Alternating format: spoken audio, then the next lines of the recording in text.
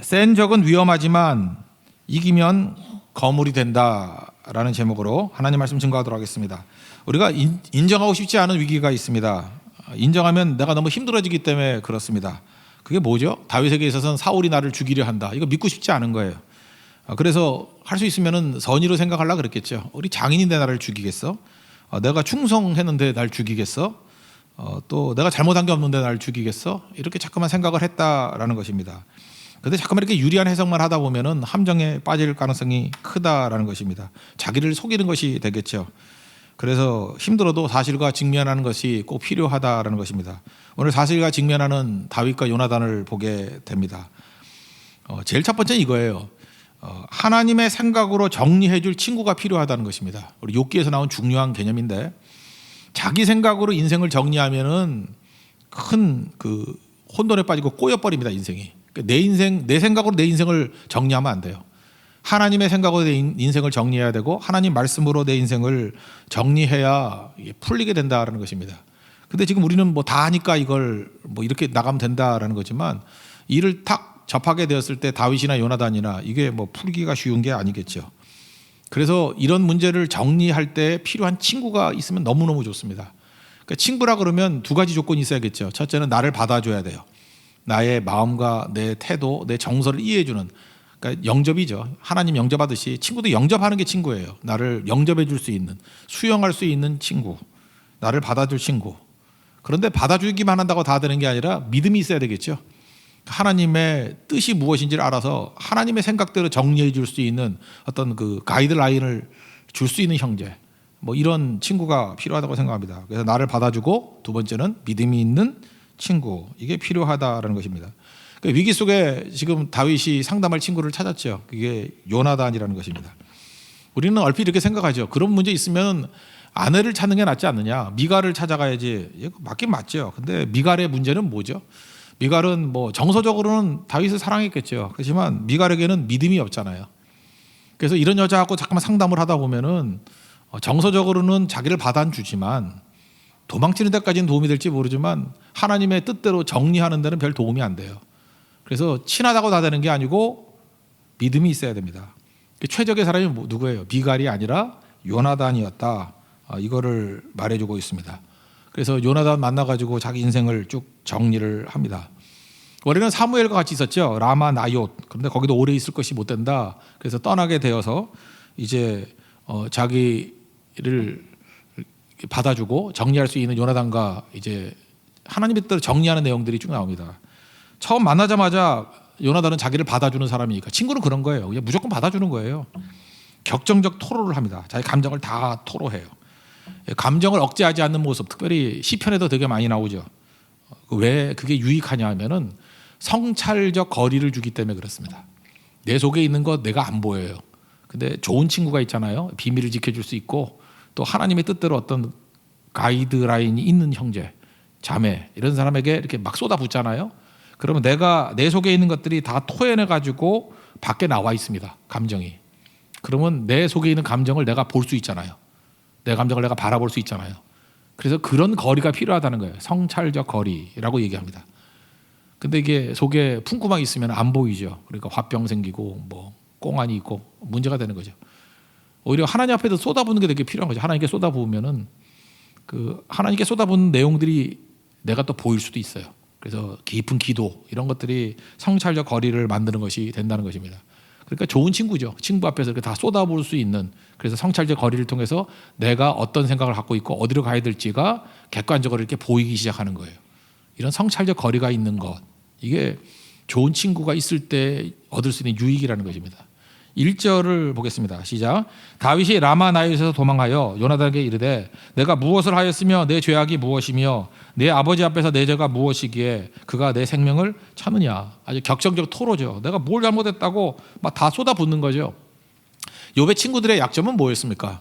욥이 나 죄 안 졌다고, 내가 뭐 재산을 잃었지, 내가 믿음을 잃었냐고 그렇게 얘기를 했을 때, 친구라 그러면 어떻게 해야 돼요? 받아줘야죠. 그래, 네가 재산 잃었지 믿음 잃었냐, 맞다라고. 자기 생각이 뭐든 간에 친구는 그런 거예요.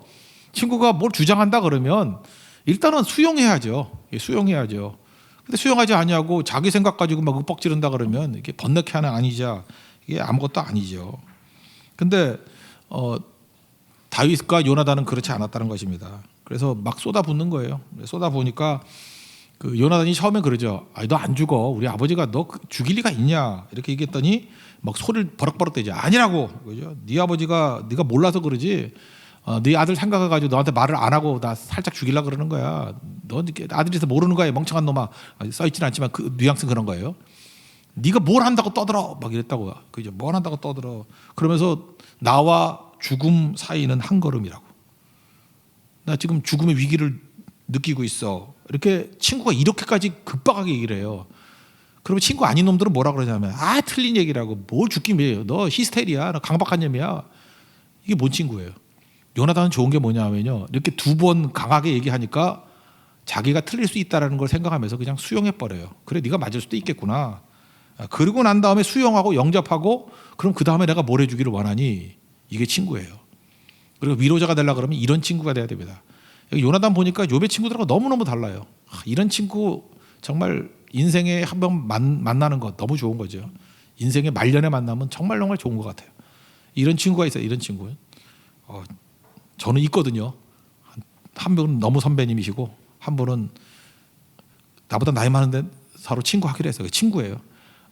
그래서 이렇게 막 얘기를 해도 일단은 다 받아줘요. 다 받아줘. 그죠? 뭐 말이 되든 말이 안 되든 간에 다 받아줘요. 그래서 성찰적 거리가 생겨. 그분하고 얘기를 하면 다 쏟아붓고 보인다고 내 마음이, 내 상태가. 그리고 믿음이 철저하신 분이니까 절대 가이드라인을 넘어서지 못하게는 막아줘요. 그러면서 이렇게 하나님의 뜻대로 정리를 하게 만드는 되게 좋은 거죠. 그게 뭐 멘토일 수도 있고 친구일 수도 있고 그런 게 너무 좋다는 것입니다. 그 내용을 한번 보겠습니다. 2절부터 4절까지 읽겠습니다. 시작. 요나단이 그에게 이르되 결단코 아니라 내가 죽지 아니하리라. 내 아버지께서 크고 작은 일을 내게 알리지 아니하고는 행하지 아니하나니 내 아버지께서 어찌하여 이 일을 내게 숨기리요. 그렇지 아니하니라. 다윗이 또 맹세하여 이르되 내가 내게 은혜 받은 줄을 내 아버지께서 밝히 알고 스스로 이르기를 요나단이 슬퍼할까 두려운즉 그에게 이것을 알리지 아니하리라 함이니라. 그러나 진실로 여호와의 살아계신가 내 생명을 두고 맹세하노니 나와 죽음의 사이는 한 걸음뿐이니라. 요나단이 다윗에게 이르되 내 마음의 소원이 무엇이든지 내가 너를 위하여 그것을 이루리라. 수용하죠. 똑같은 얘기예요, 그죠? 고집불통으로 뭐 너 틀렸어, 내가 맞아 이렇게 싸우지 아니하고 그래 네가 맞을 수도 있겠어. 그렇다 그러면 네가 원하는 게 뭐니? 이렇게 묻잖아요. 내가 어떻게 해주기를 원하느니?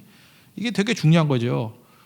그러니까 지금 다윗이 뭐라 그래요? 심각하다 그러니까 아니라고 몇 번 얘기하다가 심각하구나라고 받아들이잖아요. 나 힘들다 그러니까 네가 뭐가 힘들어? 배부른 놈이 그러지 않고 너 힘들구나 그러잖아요. 내가 두렵구나. 죽음과 나 사이가 한 걸음뿐이구나 그럴 때 진짜 네가 죽음의 위협을 느끼고 있구나 라고 이렇게 공감해 주잖아요. 이게 친구라는 것입니다. 공명해 주는 거. 이게 되게 중요한 거죠. 자기 아버지 문제 아니에요. 내가 아버지 잘 알거든. 우리 아버지 누구 죽일 사람 아니야. 근데 그렇게 안 하잖아요. 네가 지금 아버지가 누구를 죽일 수 있는 존재라고 여기는데 내가 아들이지만 마음은 아프지만 네 말을 인정해 준다. 그럴 수도 있다고 내가 가능성을 인정해 줘. 그럼 내가 어떻게 해주기를 원하니? 뭐 심증은 없는데 물증이 없다. 그죠? 뭐 그런 얘기 아니에요 지금. 다윗 얘기가. 근데 물증 없는 얘기도 심증 갖고도 인정해 주잖아요. 그래 네 심증이 그렇다 그러면 내가 인정해 주겠다. 뭘 해주길 원하니? 근데 다윗의 제안이 뭐 내용은 복잡하지 간단하잖아요. 1일 초하루가 되는데 내가 형님이 가정 예배 드린다고 베들레헴으로 부른다라고 얘기해라. 그래서 내가 식사자리에 아마 신하들하고 다 모여서 먹는가 봐요. 그 월초에는 그때가 없으면은 아버지가 분명히 관심을 가질 거기 때문에 죽이려고 하기 때문에 물을 거라고. 그때 어디 갔냐 그러고 베들레헴 갔습니다. 그리고 평안하면 죽일 의도가 없다. 그래서 내가 돌아올 거다. 그런데 어디 갔냐 그러면 이제 본심이 드러난다는 거예요, 그죠? 죽여버리려 그랬는데 네가 보냈냐? 화를 버럭 내면은 이거 죽이려는 의도다. 그러면 나는 떠나겠다. 그거 좀 도와줄래? 사울 왕의 마음을 확인하는 걸 도와줄래?라고 제안을 합니다. 이건 할 만한 거죠, 그죠? 그럴 때 이 제안을 받아들이잖아요. 이게 뭐 5절부터 8절까지 내용이라는 것입니다. 그래서 나이 들면서 최고의 제사는 이런 자기 속마음을 들어줄 수 있고. 또 이해해 줄 수 있고 또 수용할 수 있고 또 믿음의 가이드라인을 제시해 줄 수 있는 그런 친구가 너무너무 중요하다는 것입니다. 그럼 같이 중보기도도 할 수 있겠죠. 그런 사람이 있습니까? 아니면 그런 사람이 되고 계십니까? 그래서 여러분들 정답이 사람에게 위로가 되는 게 아니에요. 어떤 사람이 자꾸만 이렇게 주장을 하잖아요. 그러면 자기 머릿속에는 말 같지도 않은 소리 하지 마 이런 말이 들더라도 일단 들어주라니까요. 나중에 틀린 거 스스로 알게 될 때가 더 좋은 거 아니에요. 그러니까 받아주라고. 그래서 영접하는 마음 이게 되게 중요한 거예요. 자꾸만 뭐 안다 그래서 정답 얘기해 주려고 그러면 위로가 전혀 안 된다는 것입니다. 일단 받아들여 주는 거. 그러나 믿음이 있는 사람 그러면은 그런 사람과 대화를 나누면 차분히 정리가 됩니다. 참 묘하죠. 어떤 사람이 와가지고 뭐 상담도 해준 적이 없어요. 뭐 제 얘기는 아닙니다. 어떤 상담 잘하시는 분 얘기예요. 뭐 우리 교회일 수도 있고 우리 교회도 몇 명 생각이 나요. 근데 그분하고 이렇게 한두 시간 얘기를 나누고 나면 뭐 남 얘기도 안 해요. 뭐 자기는 하소연을 쭉 했는가 봐. 근데 여러분 그런 얘기 많이 들어오셨죠. 뭐 내가 대답도 안 해줬는데 자기 혼자 막 얘기하고 난 다음에 끝에 해답을 얻었어 그러고 돌아간다고. 왜 그렇죠? 일단 들어준다는 게 뭐예요? 이렇게 받아주는 거 아니에요. 그 존재를 영접하는 거 아니에요. 그리고 이 사람이 믿음의 사람이기 때문에 이 사람한테 함부로 얘기 못하죠. 믿음 벗어나는 뭐 하나님은 죽었어 뭐 이따위 소리 못하죠. 또 딱 눈을 째려보잖아. 그러려고 그러면 음치다가 째려보니까 못하잖아요. 그죠? 그러면서 하나님의 뜻 안에서 스스로 그렇게 정리해 간다고. 그런 사람이 필요하다는 것입니다. 그런 사람과 대화를 나누고 같이 기도하면은 자기 삶의 문제들이 이렇게 정리가 되기 시작한다라는 것입니다. 미갈 갖고는 안 돼요. 미갈은 사랑만 있을 뿐이에요. 그런데 믿음이 없잖아요. 그래서 믿음과 사랑 이 두 가지가 같이 있는 요나단 같은 존재가 꼭 필요하고 우리가 요나단 같은 존재가 돼야 된다는 것입니다. 그다음 결국 우리 내용을 읽어봤으니까 알잖아요. 그 사울왕의 본심을 알게 됐습니다. 사울왕은 다윗을 죽이려는 본심이 드러났어요. 그래서 마음을 정리한 다음에 이제 행동 두 가지 사람이에요. 요나단의 행동과 다윗의 행동. 이걸 한번 살펴보도록 하겠어요. 요나단은 어떻게 했느냐? 현실은 너무나 험악해요. 이 사랑하는 아버지가 살인자가 되려고 그러는 거고 자기 사랑하는 친구 다윗과 헤어져야 될 상황이에요. 그럼 얼마나 힘든 상황이겠습니까? 그런데 현실에서 그 문제를 풀지 아니하고요. 미래로 풀어요. 그러니까 약속, 언약을 하는 미래로 자기 인생을 풀어간다고요. 우리도 그래요. 현실이 너무너무 어려울 때 현실은 답이 없을 수 있어요. 여기서 풀 수 있는 길이 없을 수 있어요. 그럴 때는 언약의 말씀 붙들고 미래로 푸는 요나단의 자세 이게 중요하다라는 것입니다. 뭐 내용은 읽어봤죠. 우리 24절부터 29절까지 내용을 보면은 똑같은 얘기가 있어요. 첫째 날에는 사울이 뭐 그냥 신경 안 쓰고 넘어갔는가 봐. 또 용의주도한 사람이니까. 둘째 날도 없으니까 물어봤죠. 어디 갔냐 그랬더니 내가 가정 예배 드린다 그래서 베들레헴 보냈습니다. 라고 얘기했더니 열받아가지고 그죠 본심이 다 드러나게 되죠. 그리고 도저히 입에 담을 수 없는 욕. 최고 욕이 엄마 욕이죠. 엄마 욕까지 해가면서 그죠. 그 다음에 나중에는 자기 아들인데도 불구하고 창을 던져 죽이려고 아들도 죽이려고 하는 그 시기심이니 뭐 다윗 죽이려고 하는 건 말할 것도 없겠죠. 완전히 확인이 된 겁니다. 그때 요나단이 분노하게 되었고 밥도 안 먹고 슬퍼하게 되더라. 그 얘기입니다. 30절부터 34절까지 읽겠습니다. 시작. 사울이 요나단에게 화를 내며 그에게 이르되 폐역무도한 계집의 소생아 내가 이새의 아들을 택한 것이 내 수치와 내 어미의 벌거벗은 수치됨을 내가 어찌 알지 못하냐. 이새의 아들이 땅에 사는 동안은 너와 내 나라가 든든히 서지 못하리라. 그런즉 이제 사람을 보내어 그를 내게로 끌어오라. 그는 죽어야 할 자이니라 한지라. 요나단이 그의 아버지 사울에게 대답하여 이르되 그가 죽을 일이 무엇이니까 무엇을 행하였나이까. 사울이 요나단에게 단창을 던져 죽이려 한지라. 요나단이 그의 아버지가 다윗을 죽이기로 결심한 줄 알고 심히 노하여 식탁에서 떠나고 그 달의 둘째 날에는 먹지 아니하였으니 이는 그의 아버지가 다윗을 욕되게 하였으므로 다윗을 위하여 슬퍼함이었더라. 그 다음에 이제 요나단의 태도예요. 우리도 그렇죠. 너무 현실이 말이 안 되는 거예요. 내가 사랑하는 아버지가 저 꼴이 뭐야. 그 다음에 내 사랑하는 친구가 이제 헤어져야 될 상황. 현실이 이거 받아들일 수가 없는 거예요. 너무 험난해서. 그러면 현실 부정을 하려고 그러잖아요. 근데 요나단은 그러지 않았다라는 거예요. 현실을 아프지만 받아들이는 거예요. 헤어져야 되는구나. 아버지가 제정신이 아니구나. 놔두면 안 되겠구나. 그러면서 다윗과의 관계 속에서 언약을 통해서 미래를 보장해 버려요. 미래를. 그래서 이거 확인하기 이전에 먼저 낌새가 좀 있는가 봐요. 그죠? 그래서 이렇게 얘기를 해요. 혹시 아버지가 원수가 된다 할지라도 너와 나는 싸우지 말고 우리 후손들은 싸우지 말자. 이렇게 밑밥을 깔아놓습니다. 언약의 밑밥. 그게 14절, 16절까지예요. 한번 읽겠습니다. 시작. 너는 내가 사는 날 동안에 여호와의 인자하심을 내게 베풀어서 나를 죽지 않게 할 뿐 아니라 여호와께서 너 다윗의 대적들을 지면에서 다 끊어버리신 때에도 너는 내 인자함을 내 집에서 영원히 끊어버리지 말라 하고 이에 요나단이 다윗의 집과 언약하기를 여호와께서는 다윗의 대적들을 치실지어다 하니라. 그러니까 우리 화해하고 네가 혹시라도 나중에 크게 승리한다 할지라도 우리 후손들과는 싸우지 말자라는 언약의 밑밥을 깝니다. 그리고 아버지의 본심을 확인하고 난 다음에 진짜 언약하죠. 마지막 42절입니다. 다 하시겠습니다. 시작. 요나단이 다윗에게 이르되 평안히 가라. 우리 두 사람이 여호와의 이름으로 맹세하여 이르기를 여호와께서 영원히 나와 너 사이에 계시고 내 자손과 내 자손 사이에 계시리라 하느니라 하니 다윗은 일어나 떠나고 요나단은 성읍으로 들어가니라. 그러니까 우리도 인생이 그래요. 현실이 너무 어려우면은 항상 그 미래의 약속을 붙들고 그 미래의 약속에 거는 거예요, 인생을. 그래서 험난한 이 죄악된 현실 속에서 타협하는 게 아니고 이게 지금은 이제 버텨나가는 거예요, 믿음으로. 그리고 미래에는 반드시 승리하리라. 그런 거죠. 원래는 베냐민 가문이요, 사울의 뿌리라 그러면 이건 망해서 없어져야 될 가문이에요. 이게 문제투성이 가문이거든. 그리고 여러분 사사기 읽어보면 알겠죠. 사사기 이 다윗이 등장하기 바로 직전에 이 베냐민 지파가 뭐 그 음란한 짓 해가지고 뭐 12토막 내가지고 뭐 죽이고 뭐 그런 입에 담기기 힘든 얘기들이 있지 않습니까? 그래서 나중에 어떻게 돼요? 그 나중에 나머지 11지파가 가가지고 다 죽여버리고 600명밖에 안 남은 가장 약한 지파가 돼버렸잖아요. 그래서 베냐민 지파는 멸절의 위기에 놓였다고요. 근데 하나님의 은혜 가운데 또 사울이 첫 번째 왕이 되게 되는 케이스죠.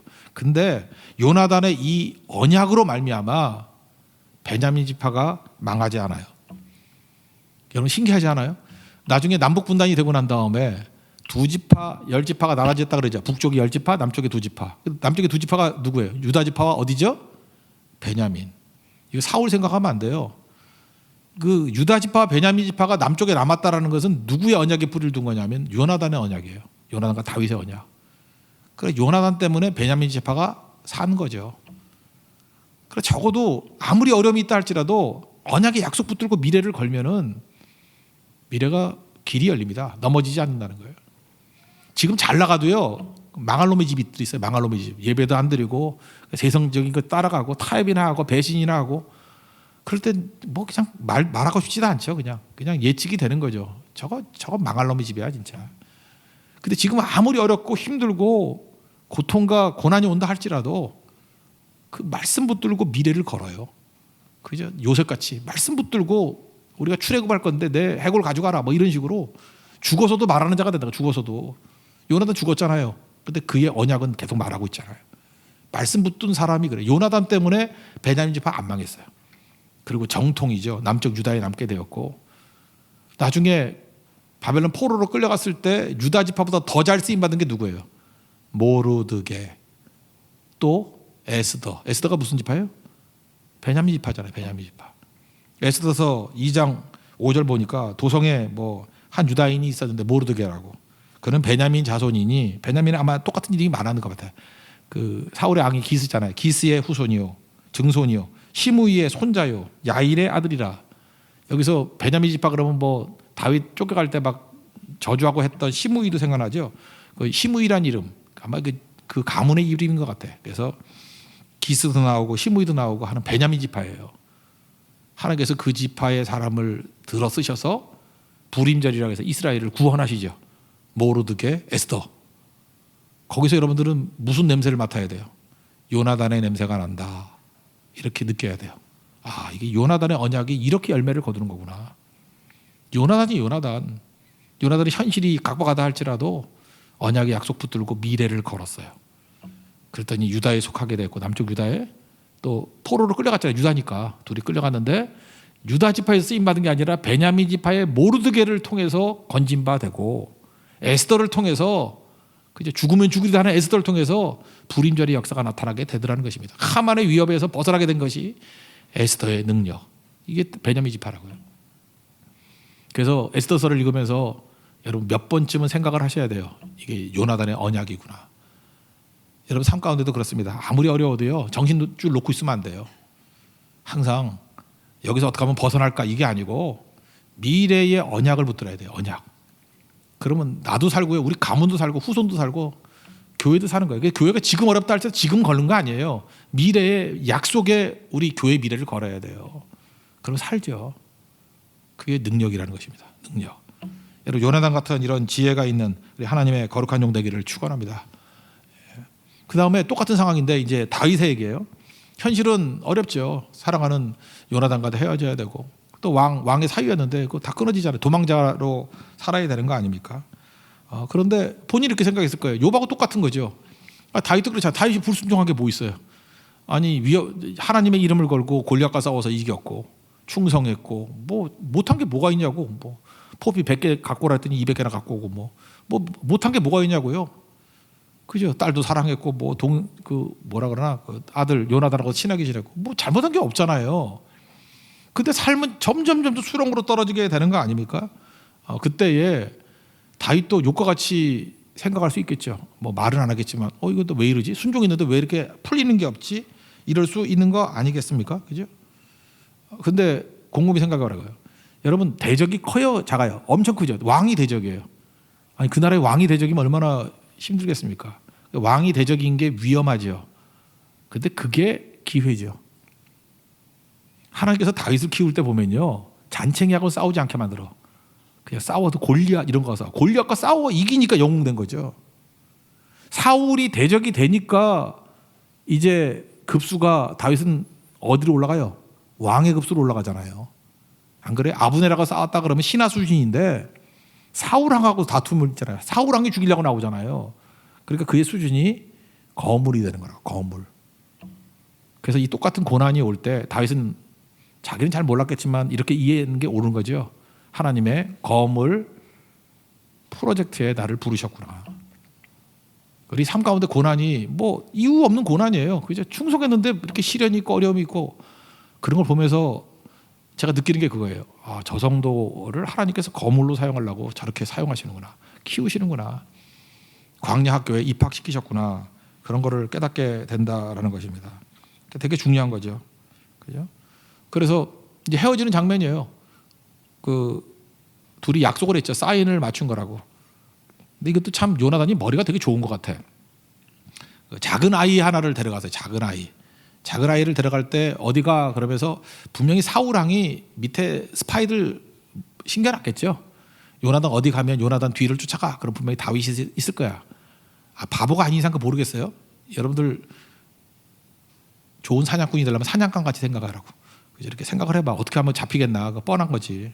이렇게 사냥감들이잖아. 요나단하고 다윗이. 사냥감들의 생각을 하나 둘이 만날 거다. 그러면 잡을 수 있잖아요. 적어도 사울은 그 정도의 지혜는 있었을 거라고. 근데 요나단이 작은 아이를 데려간대. 작은 아이는 특징이 뭐죠? 아무리 해도 어린아이들은 거짓말을 못해요. 거짓말을 안 한다는 게 아니라 들통나요. 우리 꼬마애들 그러잖아요. 그죠? 먹지 말라는 거 이렇게 먹어가지고 여기 막 도넛 이렇게 가루 묻어 있는데 너 먹었지 그때? 안 먹었대. 여기 묻어 있는데. 그러니까 이거 귀엽죠. 어른들은 먹고 싹 치우잖아요. 그죠? 근데 애들은 묻혀놓고 안 먹었대. 뭐 그러잖아요. 아버지가 애한테 야 목사님 오시면 아빠 없다 그래. 그럼 애는 뭐라 그래요? 아빠가요. 아빠 없다 그러래요. 그런 게 애들 아니에요. 그죠? 그러니까 작은 아이 같다는 건 얘는 완벽한 거짓말을 할 수 없다라는 거예요. 그거를 오히려 역이용한 거죠. 아이 데려간다 그러니까 저건 속일 수 없는 거야. 분명히 뭔가 투명한 일들이 벌어질 거야. 그리고 같이 갔다고요. 그리고 둘이는 미리 사인을 맞춰놨죠. 간단히 가면 이거예요. 화를 쏴가지고 일부러 만약에 아버지가 너를 죽일 마음이 없다 그러면 일부러 가까운 데 쏴가지고 이쪽이라는 게 가까운 곳이에요. 영어 성경 보니까 가까운 곳. 이렇게 짧게 쏴가지고 야 여기 있네. 그러면은 이제 나와가지고 같이 사울에게 가자 그런 거고 일부러 에셀바위 그 도움의 바위라는 건 넘어서 이렇게 높게 해서 멀리 쏘는 거예요. 멀리에서 화살이 멀리 가버리면 야 가라 저거 애한테 그런 거야. 야 가라 더 많이 가라 화살이 더 멀리 있어. 그러면 그 다윗이 그걸 뭐로 들으라고요? 도망치는 사인으로 들으라. 요나단이 어떻게 쐈겠습니까? 에셀바위 너머로 쏜 거죠. 멀리 쏴가지고 꼬마한테 더 가 가라. 그게 도망가라는 얘기예요. 가라. 그런데 다윗이 가라 그래도 안 갔죠. 한 번 더 만나고 싶어가지고. 그래서 꼬마에 와가지고 화살 들고 오니까 넌 먼저 집에 가. 그 두 사람이 만나서 울더라. 가슴 아프죠. 울더라. 이게 마지막이에요. 둘이 만난 마지막. 41절 읽겠습니다. 시작. 아이가 가매 다윗이 곧 바위 남쪽에서 일어나서 땅에 엎드려 3번 절한 후에 서로 입맞추고 같이 울 때 다윗이 더욱 심하더니. 그리고 마지막 언약 확인하고 헤어지게 됩니다. 다윗은 이 내용들을 다 몰랐을 거예요. 그렇지만 우리도 마찬가지예요. 우리 다윗이라고 생각해 보십시다. 우리 인생 가운데 내가 다 이해 못하는 일들이 많이 있어요. 근데 왜 내게는 이렇게 자꾸만 어려움들이 오죠? 내가 충성하고 뭐 선교 열심히 가고 예배기도 선교 충성했는데 왜 내 삶에서 이렇게 이해할 수 없는, 납득할 수 없는 고난이 옵니까? 그러면 왜 대적이 이렇게 셉니까? 하나님이 나를 검을 만들기 위한 프로그램이니까. 이기면 왕을 능가하는 사람이 될 수 있다라니까요. 욥이니까 그 정도 고난 있었지. 그리고 이길 수 있는 거 아니에요? 그리고 또 한 가지, 이걸 잘 본다 그러면 여러분 그 넛지라는 거 있죠? 한 10여 년 전에 나왔던 책이네. 넛지라는 게 부드러운 개입이라는 거 아니에요. 사람은 합리적인 존재가 아니라는 거예요. 그래서 누가 이렇게 강압적으로 뭐 해 그러면 말 안 듣는다는 거예요. 그죠? 예를 들어 뭘 예를 들까? 남자들 화장실 가면 옛날 그런 게 있어요. 당신은 장총이 아닙니다. 이렇게 써 있어요. 한 걸음 앞으로 가십시오. 뭐 이런 거 많이 써 있었어요. 그죠? 근데 이상하게 기분이 나빠. 장총이 아닙니다. 그럴 땐 장총임을 증명하고 싶은 마음이 잠깐 생기고, 그렇다고 그러죠. 앞으로 가십시오. 그럼 불순종할 마음이 생겨요. 그죠? 그래서 누구를 뭐로 하고 잠깐 이런 걸 써놨나. 그런데 넛지 개념이, 넛지가 뭐라고요? 부드러운 개입이라니까.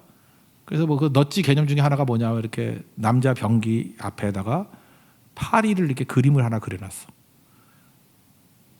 그러니까 그 맞추고 싶은 욕망이 생기죠. 저절리 가까이 가는 거죠. 그렇게 부드러운 개입, 그런 게 넛지라고. 우리 인생도 그래요. 하나님이 이렇게 직설적으로 말씀해가지고, 야 다윗 너 왕이 되려 그러면 광야 생활도 해야 되고 고난도 겪어야 돼. 그럼 이상하게 반발이 생겨요. 하나님 나 그거 없어도 되는데 뭐 때문에 나를 뭘로 알고 이렇게 광야 생활하게 만드십니까? 뭐 이럴 수 있겠죠. 근데 왜 광야를 겪어야 됩니까? 그래야 폭넓게 이해할 수 있는 건데 그런 거 뭐 다 이해가 되나? 그러니까 하나님께서 하나님의 부드러운 개입이에요. 섭리가 개입 아니에요? 부드러운 개입. 그러니까 하나님의 넛지라고 생각할 수 있어요. 그게 지금 이런 사울 사건이라는 것입니다. 사람은요 동종 교배가 되면은 망합니다. 잘 보면요 이렇게 비슷비슷한 무리끼리만 잠깐만 모이면 강해지는 게 아니라 약해져요. 우리나라도 그렇잖아요. 신라 골품제 사회 근친 결혼 막 하다 보니까 비슷한 왕족끼리 성골 나중에 없어져 버리잖아요. 나중에 진골 김춘추가 첫 번째 진골 왕이 됐죠. 그것도 진골도 사라지고.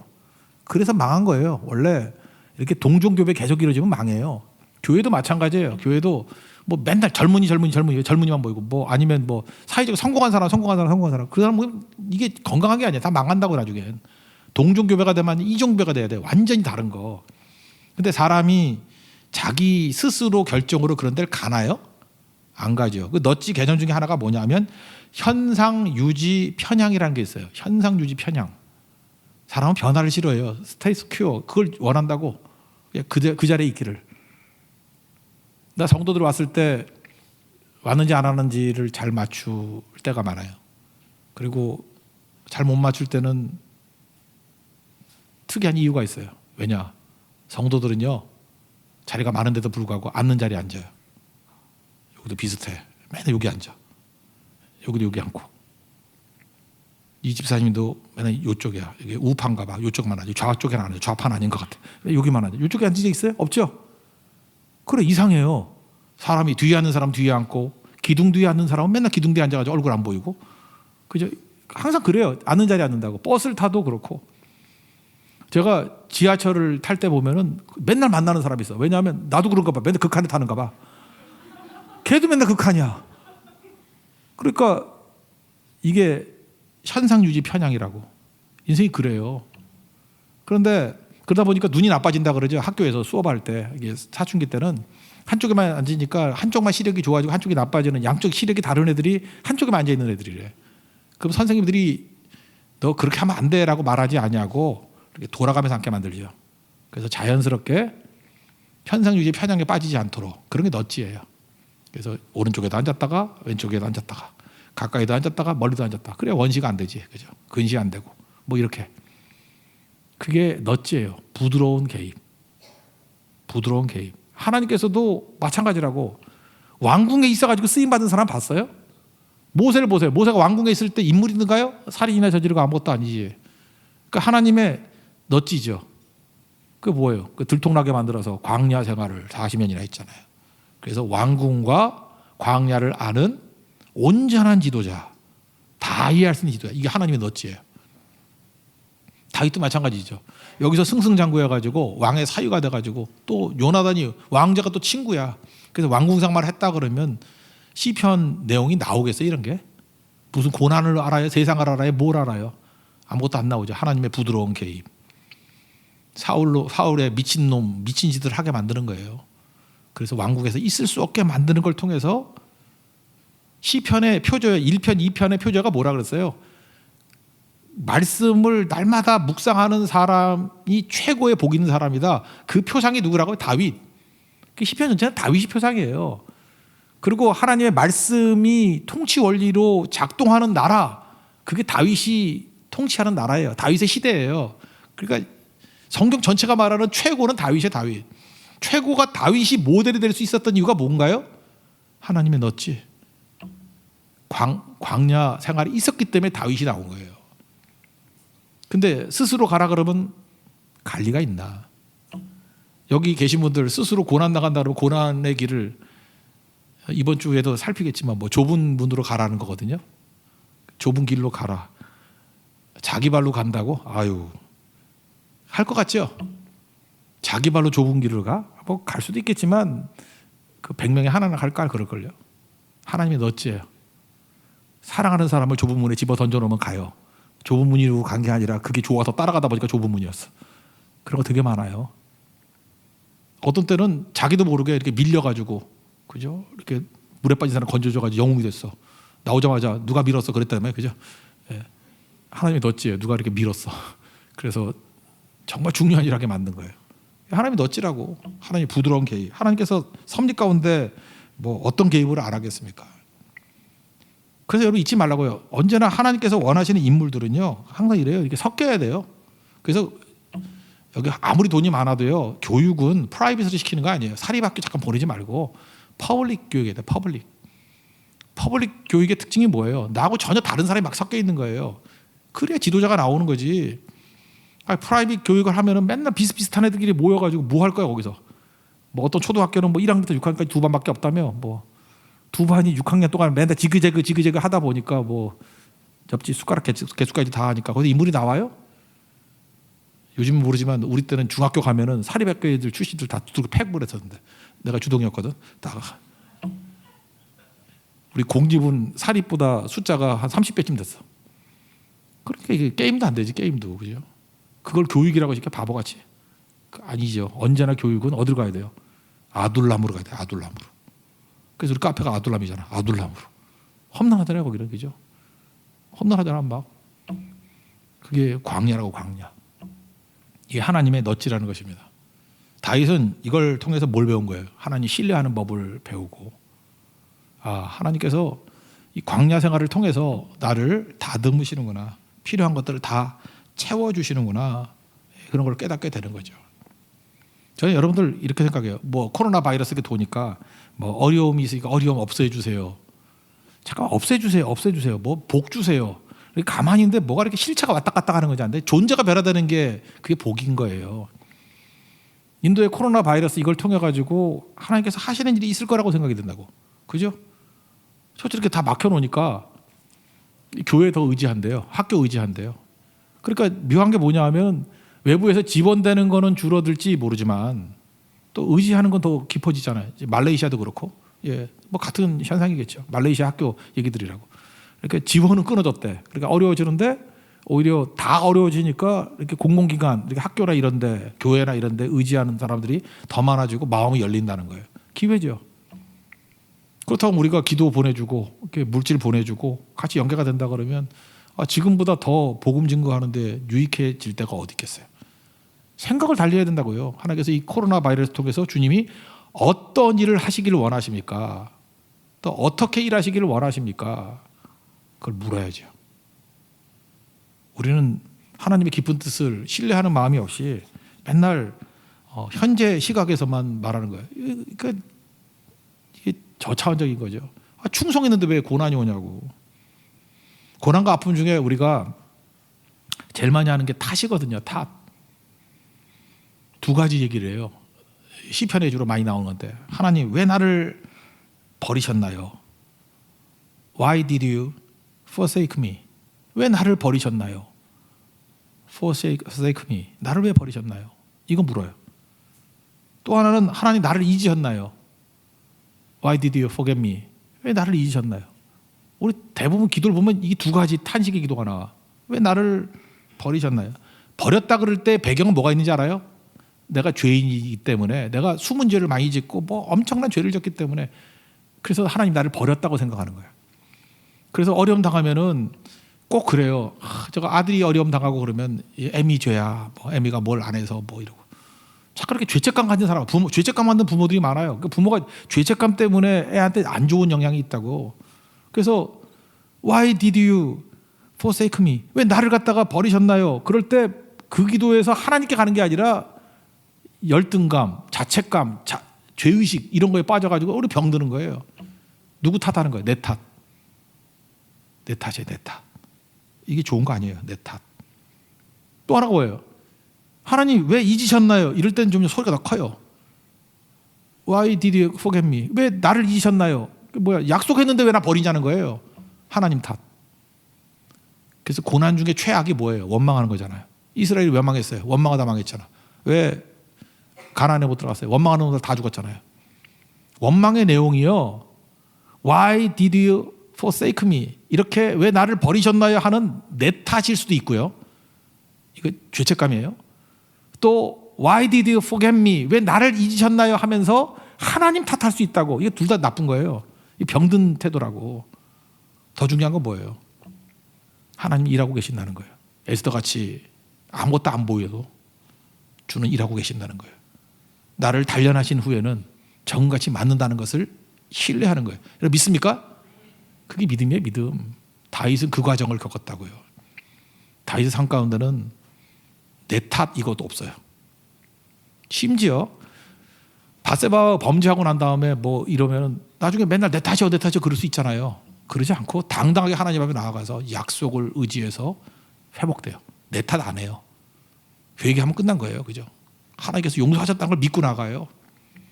또 하나, 하나님 탓 절대 안 해요. 나를 잊을 리가 있냐 이렇게 나가죠. 그죠? 하나님은 부모는 나를 버리고 있는다 할지 주님 나를 잊지 않습니다. 절대 탓하지 않아요. 여러분 시편 전체의 핵심이 다윗이라 그랬죠. 다윗은 원망이 없어요. 원망하지 않는 신앙, 이게 건강한 신앙이에요. 여러분 건강한 신앙을 갖는 하나님의 정되기를 축원합니다. 그럼 이긴다는 거예요. 끝까지 주님 바라보면서 기도하고 나아가게 될 때 풍성히 채워지는 은총을 누리게 될 것입니다. 자리에서 일어나겠습니다. 은혜 아니면 찬양하겠습니다. 은혜 아니면.